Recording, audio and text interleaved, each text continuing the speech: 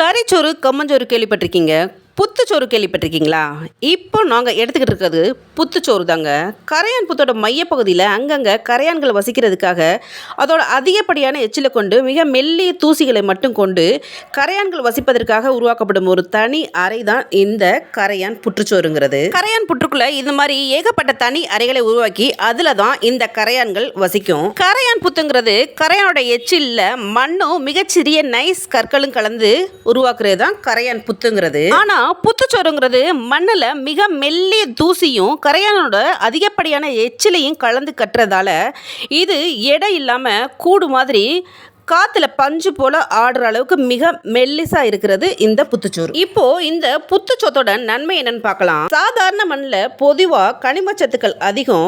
நம்ம உடம்புக்கு தேவையான விட்டமின் B12 மண்ணில் இருந்து நமக்கு நேரடியாகவே எடுத்துக்க முடியும். கரையானோட எச்சில்ல அதிகப்படியான போலிக் ஆசிட் இருக்கிறதால புத்து மண்ணும் புத்துச்சோறு மருத்துவ குணம் நிறைந்ததாக இருக்குது.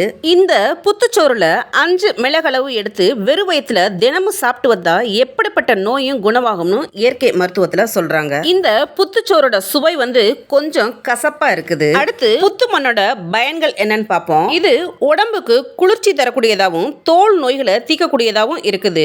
இதுல அளவுக்கு அதிகமான போலிக் ஆசிட் இருப்பதால இளமையா இருக்கவும் பல நோய்களை போக்கவும் உதவுது. சிறு புண்கள், தேமல், எரிச்சல் போன்ற தோல் பிரச்சனை இருக்கிறவங்க கரையான் புத்து மண்ணோட தேங்காய் எண்ணெய் கலந்து தடவிட்டு வந்தா சரியாகும். புத்து மண்ணை தண்ணியில நல்லா கலந்து பிசைஞ்சு உடம்பெங்கும் பூசி குளிச்சுட்டு வந்தாக்க உடம்பு இளமையா இருக்க உதவும்.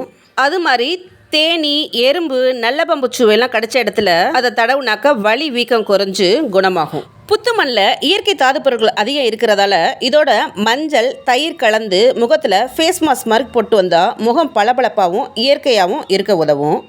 அது மாதிரி மூட்டு வலி, முழங்கால் வலி இருக்கிறவங்க ஒரு கைப்பிடி பிற்று மண், ஒரு கைப்பிடி உப்பு, 2 பல் பூண்டு எடுத்து நல்லா நைஸாக அரைக்கணும். அந்த மாதிரி நைஸாக அரைக்கும் போது பிசு பிசுன்னு வரும். அப்படி வர்ற அந்த கலவையை எடுத்து அடுப்பில் நல்லா சூடு காட்டிட்டு பொறுக்கிற சூட்டில் வலி உள்ள இடத்துல நம்ம தேய்ச்சிட்டு வரணும். அந்த மாதிரி தொடர்ச்சியாக 3 நாள் தேய்க்கிறப்ப அந்த மூட்டு வலி, முழங்கால் வலி மாதிரி நல்ல நிவாரணம் கிடைக்கும். கிராமத்தில் இப்போவும் இதை செய்கிற பழக்கம் இருக்குது. புத்து மண் குளியல் எப்படின்னு பார்ப்போம். நம்ம உடம்புக்கு தேவையான அளவு மண் எடுத்து நைட்டே தண்ணியில் நல்லா ஊற வச்சுட்டு காலையில் எடுத்து நல்லா பிசைஞ்சிட்டு உடம்பு ஃபுல்லாக தேய்ச்சி இளம் வெயிலில் ஒரு மணி நேரம் நல்லா ஊற விட்டு வெயில் படுற மாதிரி உட்காந்துருந்துட்டு குளிக்கணும். இப்படி செய்கிறதுனால நம்ம உடம்பு குளிர்ச்சியாகும். அது மட்டும் இல்லை, நம்ம தோலில் இருக்க இறந்த செல்கள் வெளியேறி புது செல்கள் உருவாகும். உடம்ப இளமையா வச்சுக்க உதவும். தோல் சம்பந்தப்பட்ட பிரச்சனைகள் நீங்கும். உடம்புல உள்ள யூரியாவை சமப்படுத்தி வச்சுக்கும். வீடியோ பிடிச்சதா லைக் பண்ணுங்க, கமெண்ட் பண்ணுங்க, ஷேர் பண்ணுங்க. Thank you so much.